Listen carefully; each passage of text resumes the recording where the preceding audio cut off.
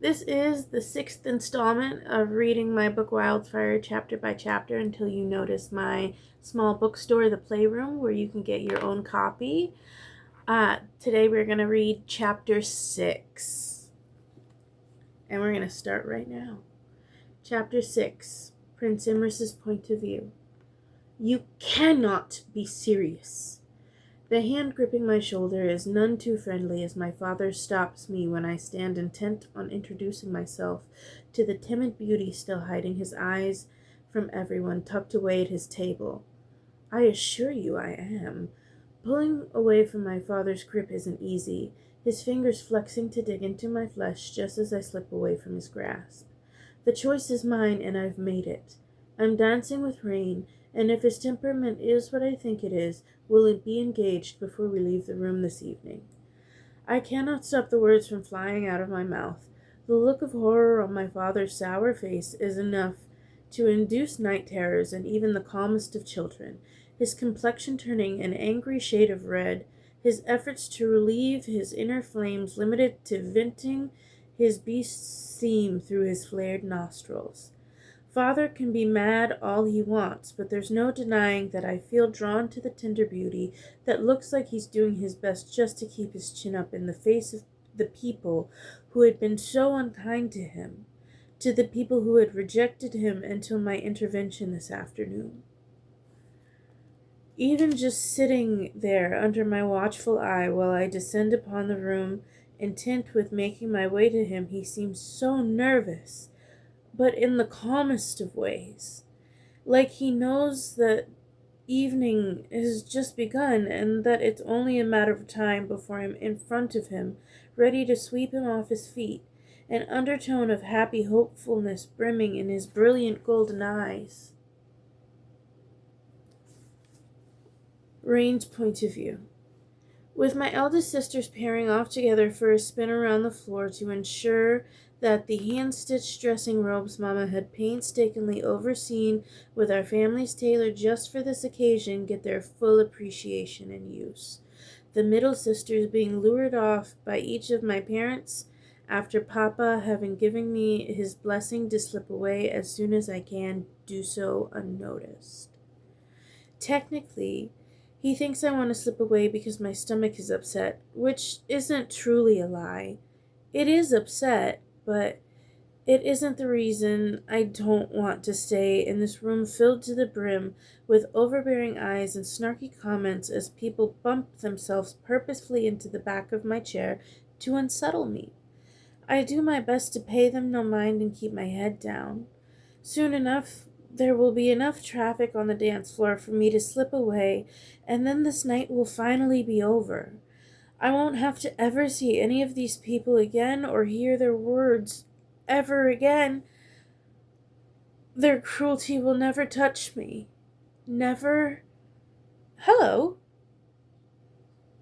The greeting makes me jump, a gentle hand descending on my shoulder to settle me, just as I look up only to find the Prince Imras himself is staring back at me with a smile on his face that makes me so nauseated with fear that I fear I may spew bile onto his silken slipper-clad feet. There shouldn't be a reason for him to greet me.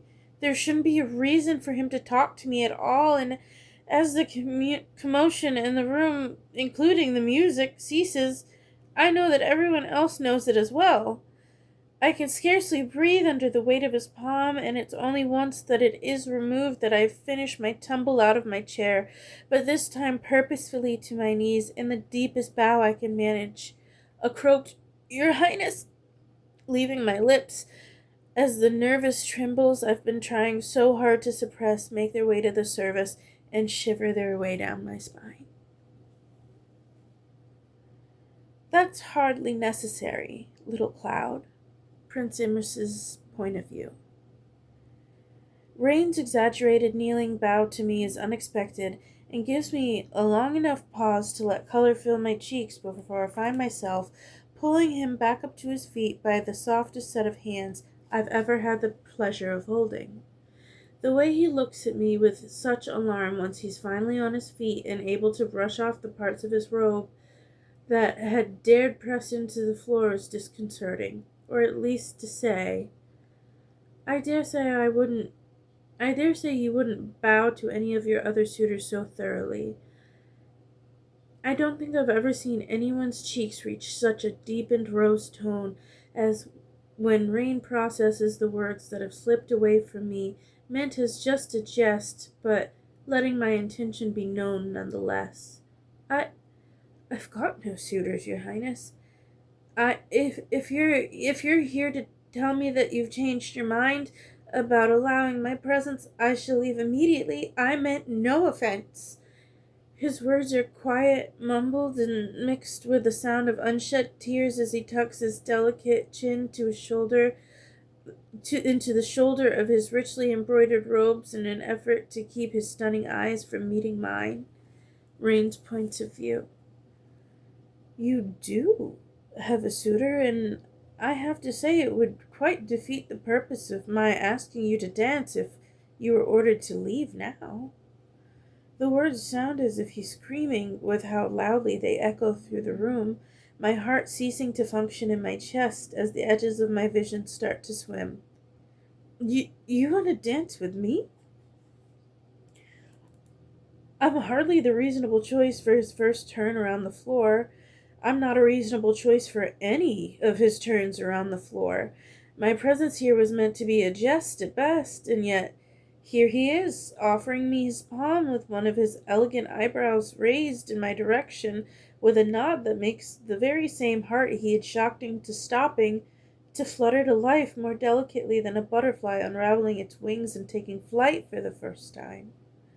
It is in a daze that I allow myself to be led to the middle of the ballroom's immense dance floor, a waving of the prince's hand, all it takes to stir the band into resuming their skillful melodies before it finds itself resting on my waist, while my own hands find his shoulders, and we slowly start a winding around the room, watched by entirely too many people, the gazes of which slowly start to feel less and less heavy as I let myself meet Prince Imris's hypnotic hazel eyes, a small smile working its way onto my cheeks to match his own beaming expression.